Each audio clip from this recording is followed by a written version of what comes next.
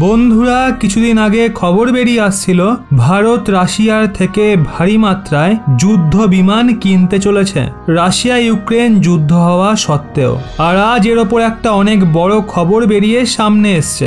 সেই সঙ্গে যুদ্ধ বিমান কেনা নিয়ে পশ্চিমী দেশগুলোর এবং বিশেষ করে আমেরিকার কি বলার আছে। তাহলে চলুন আর সময় নষ্ট না করে ভিডিওটা শুরু করা যাক আর এই পুরো ব্যাপারটাকে খুব ইজিলি বুঝে নি। তো বন্ধুরা, আজ থেকে এক সপ্তাহ আগে খবর ছিল দুটো যুদ্ধ বিমান কিনতে চলেছে। প্রথমটা হলো MiG-29 এবং অপরটা হলো সুখোই 30 MKI।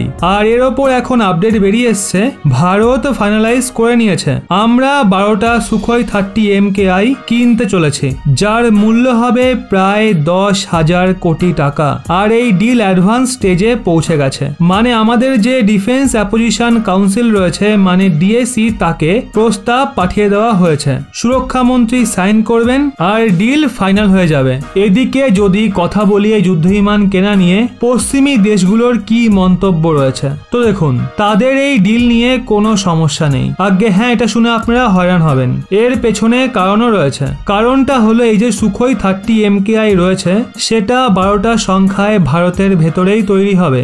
ভারতের HAL এটাকে বানাবে, কারণ ভারত সুখোই 30কে লাইসেন্স প্রোডাকশনের দরুন ভারতেই তৈরি করে। হ্যাঁ, কিছুটা হয়তো স্পেয়ার পার্টস রাশিয়া থেকে আসবে অবশ্যই, কিন্তু সেগুলোর মূল্য অনেক কম হবে আর সেগুলো প্রতিবন্ধকতার হিসাবের মধ্যেই আসবে না। এর জন্য আমেরিকা এবং পশ্চিমী দেশগুলোর এই ডিল নিয়ে আপাতত কোনো সমস্যা নেই। কিন্তু ভারত যেই MiG-29 কিনতে চলেছিল সেই ডিলটা হয়তো পোস্টপোন করা হতে পারে। এর পেছনে কারণ হলো যে সুখোই 30 MKI রয়েছে সেগুলো তো ভারতে তৈরি হবে, কিন্তু যে MiG-29 রয়েছে সেটা রাশিয়া থেকেই ইম্পোর্ট হবে। আর এর জন্য আপনারা বুঝুন, এমন সময় যখন যুদ্ধ চলছে আর অর্ধেক দুনিয়া রাশিয়ার ওপর চড়াও রয়েছে, এই সময় আমরা রাশিয়ার থেকে যুদ্ধ বিমান কিনলে তারা আমাদের ওপরও চড়াও হবে। পুরো সম্ভাবনা রয়েছে ভারত প্রতিবন্ধকতার থেকে বাঁচতে পারবে না, কারণ রাশিয়ার থেকে তেল কেনা একটা আলাদা ব্যাপার, আবার হাতিয়ার কেনা অন্য ব্যাপার। কারণ তেল তো আমাদের প্রয়োজন রয়েছে,